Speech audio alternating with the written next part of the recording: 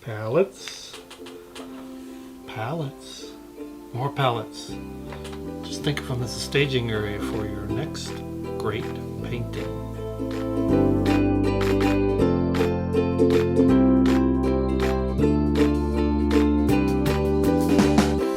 Welcome back, everybody. Steve Mitchell here with The Mind of Watercolor. Today, we're going to talk about palettes. Say hello again to my studio assistant, Reese. What's wrong with assistant? Say hello to my studio partner, Reese. So, partner, how'd you like to take this episode on palettes and tell everybody what they need to know? Yes, I know what moral support is. Well, Reese is lending moral support. We'll get into this a little bit, okay? Cool thing about palettes is there's no right or wrong answer. It's really more of a matter of preference. An expensive palette won't make your painting any better. I'm just going to get into some considerations and things you might want to think about as you're looking for a palette, or maybe you want to try a different palette. Just about everybody has seen these. You'll find these everywhere. This is kind of a general craft palette, I guess. Good for acrylics. You can use them for watercolor. They're cheap, easy to find. Little concave areas, these little dishes. Same sort of wells. These are kind of like little concave dishes, and slightly bigger ones here for mixing some flat areas. I don't really prefer these. I'm going to tell you why. Two things I mainly like in a palette, and this will play into just about everything I show you here today. I like my paint where I put it to be clean, adding a nice clean color to my mix, in other words. The second thing is I like big areas for mixing. Palettes like this don't tend to fit either of those preferences for me. These wells keep the paint dirty. They don't keep it fresh. Now, you can clean it off with your brush, but that's just an extra step I don't like to take. If you've tried something like this and like it, great. Stick with it. If you're going to use this kind, I recommend you putting your pigment up near the edge, just so you have a little fall away. So another consideration is whether you plan to set up a permanent palette or you're just going to put out color each time. This is called the John Pike palette, and it's a very good choice if you want to set up a permanent palette. There's some great features about this palette. It seals your paint, keeps the dust out. Just remove the top. Huge, broad mixing area, which is my other criteria. Got flat mixing wells as compared to something like this with the dished out wells.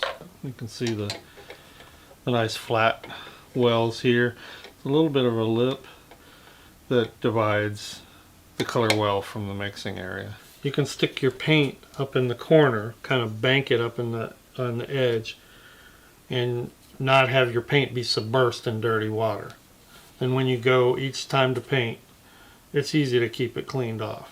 The removable top's really great because it's a second mixing area. So you've got these two really huge mixing areas for wash.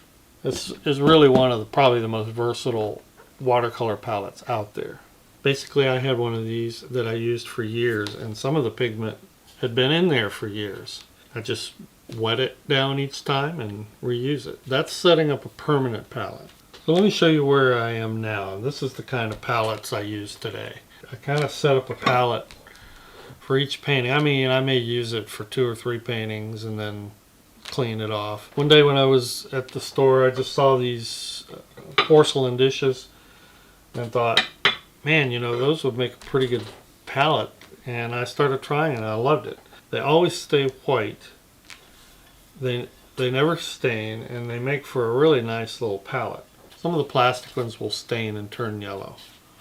This one, for instance. The John Pike palette that I showed you earlier has yellowed over the years and it's stained. It's not a big deal, but it's turned yellow enough now that I just don't use it. And then, you know, granted, it's about 35 years old. This particular one I found in these 3 sizes, so, and they're cheap enough that I buy multiple ones if I want to set up one palette and then have another one set up.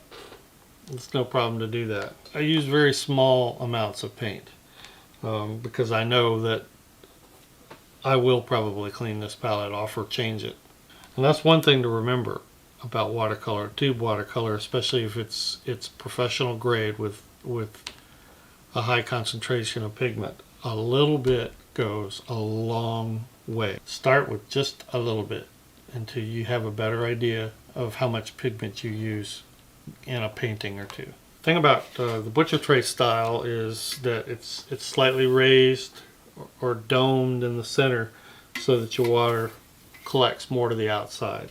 This is a baked on enamel, so it should stay white, probably never stains. Very similar to the porcelain, but these are great. These were bought at a local art supply store, and these are made especially for pallets. Now when you use pallets like this, there's just one big open mixing area with no wells.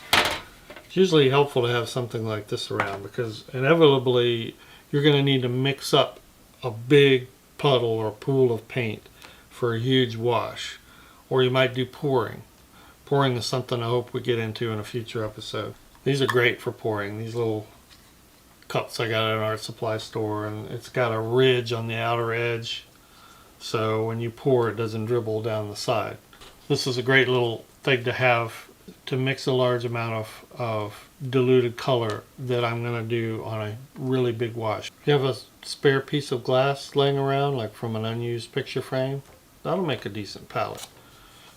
Just put a piece of cardstock on the back, like this is Bristol board, and I used an art tape, an acid-free art tape to bind off the edge. Kids, I don't recommend this. Parents, if your kids are watching trying to learn how to paint, you might want to stay away from this. This is very dangerous. These glass edges can cut you really bad. But I've known some professional illustrators that this is all they ever used. And I'm sure you know what this is, right?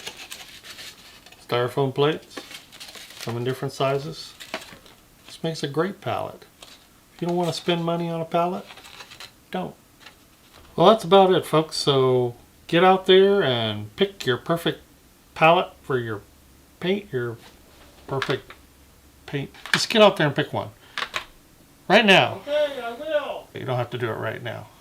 Thanks for watching, everybody. Glad you could join me. Hope you'll subscribe. If this has been a help to you, maybe you'll like the video. Put a comment down there and let me know what palette you like to use. Until then, we'll see you next time. Bye-bye.